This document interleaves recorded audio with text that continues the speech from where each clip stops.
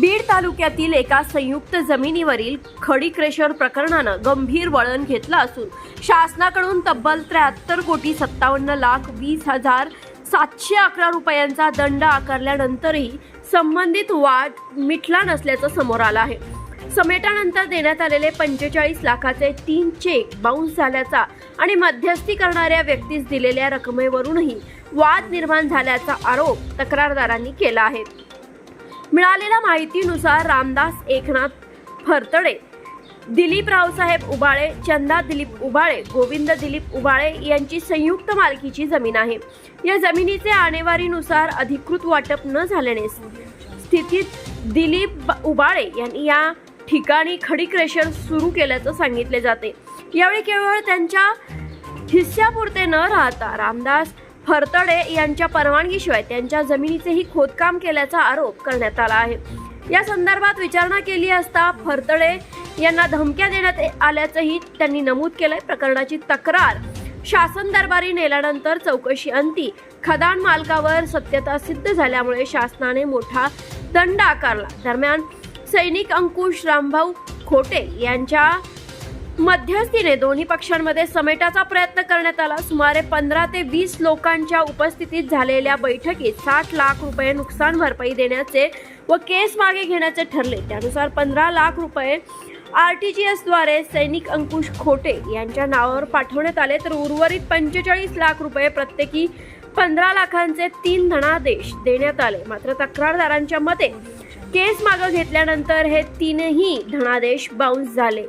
तसेच सैनिक अंकुश खोटे यांना RTGS द्वारे दिलेल्या 15 लाख रुपयांची मागणी केल्यावर त्यांनी धमक्या देण्यास सुरुवात केली असा गंभीर आरोप करण्यात आला आहे।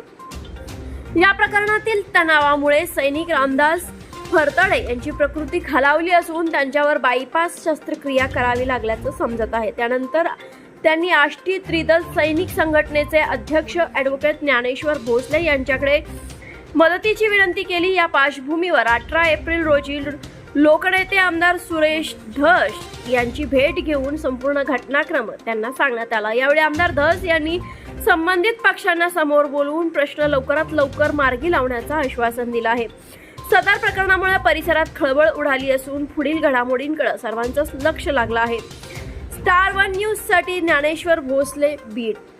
रामदास एकनाथ फरतडे, मुक्काम पोस्ट सराठा, तालुका जिल्हा बीड, हल्ली मुक्काम अहिल्यानगर वैद्य कॉलनी।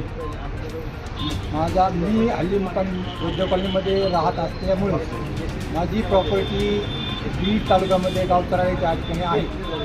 त्या जमिनीचा खोदकामामुळे चाललेला झगडा ते वाद आम्ही गव्हर्नमेंटचा पाठपुरावा करून त्याच्यावर केस 50/2025 आणि 58/2025 अशा 2 केस SDO न्यायालय बीड या ठिकाणी चालू असताना समोरील व्यक्ती दिलीप रावसाहेब उबाळे 70,20,711 रुपये 526 पैसे इतक्या रुपयाचा रॉयल्टी दंड झालेला आहे।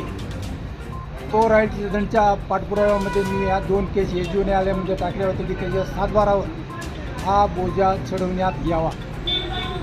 समोरच्याने त्याला माहीत पडल्यानंतरही माफी मागितली। 1 वेळेस नाही, 2 वेळेस नाही, 3 वेळेस माफी मागितली।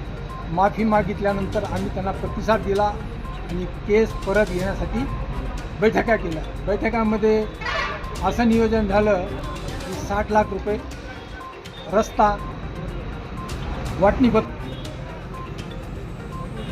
केस परत घेण्यासाठी ज्यावेळेस आमची बैठक झाली आपसमध्ये, त्यांचे पूर्ण बंधू, माझे पूर्ण बंधू, त्यांचे रिश्तेदार, माझे रिश्तेदार यांच्या माध्यमातून बैठक झाली आणि बैठकीमध्ये निर्णय झाला, पण त्या निर्णयामध्ये ते काही यशस्वी ठरले नाही।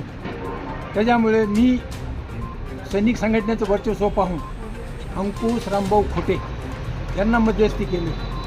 श्री मस्के बी, संजय बी यांच्या माध्यमातून हॉटेल नीलकमल या ठिकाणी बैठक झाली। त्या बैठकीमध्ये त्यांना सांगितले की आमचे 4 पॉईंट ठरलेले आहेत आणि त्या 4 पॉईंटवरती आम्ही काबीज आहोत। परंतु खोटे त्या टायमाला म्हणले की तुम्ही मला जर अगोदर म्हटले असते तर मी तुम्हाला 2 कोटी 3 कोटी रुपये मिळून दिले असते। म्हणून आम्ही आमच्या पहिल्या बैठकीवर कायम आहोत। त्यावेळेस त्यांनी दोघांना सहमती घेऊन, दोघांना विश्वासात घेऊन की तुम्ही ह्या 4 पॉईंटवरती कायम आहेत का? आणि म्हणलं ठीक आम्ही कायम आहेत. तर म्हणले तुम्हाला 100 रक्कम द्यावी लागेल. समोरचा व्यक्ती मला मी एकदम रक्कम देऊ शकत नाही, 15 लाख रुपये ॲडव्हान्स देतो आणि बाकी 45 लाखाचे चेक देऊन त्याला टाईम द्या मला 3 महिन्याचा. त्याप्रमाणे 15 लाख रुपये अंकुश रामभाऊ खोटे यांच्या नावाने श्री छत्रपती शाहू महाराज बँक बीड ह्या बँकेतून त्यांच्या खात्यातून अंकुश रामभाऊ खोटे यांच्या नावावर 15 लाख रुपये त्याच दिवशी RTSद्वारे वर्ग झालेले आहेत. त्यांनी वर्ग झाले तर कन्फर्म केलं. कन्फर्म केल्यानंतर म्हणले ठीक आहे, कन्फर्म झालं. सैनिक अंकुश रामभाऊ खोटे यांच्या नावावर 15 लाख रुपयाचे RTGS श्री छत्रपती शाहू महाराज बँक बीड या बँकेतून त्यांच्या खात्यावर वर्ग झालेले आहेत. ते वर्ग झाले आहेत. त्यानंतर 500 रुपयाच्या स्टॅम्प पेपरवरती करारनामा करण्यात आला.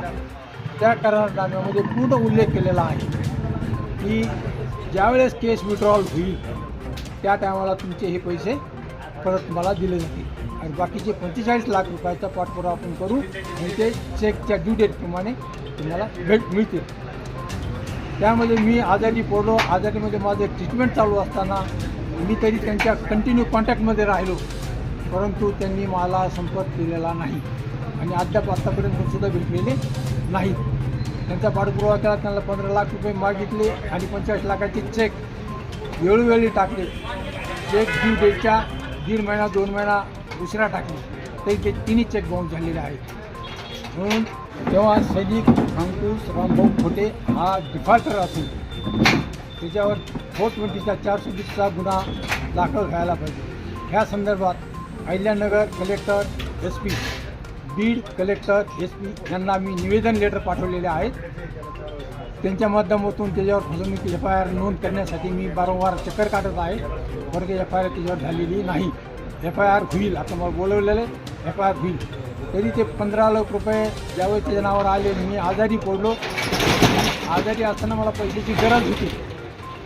मी कंटिन्यू वारंवार कॉन्टॅक्टमध्ये राहिलो, पण ते 15 लाख रुपये त्यांनी काही दिलेले नाहीत.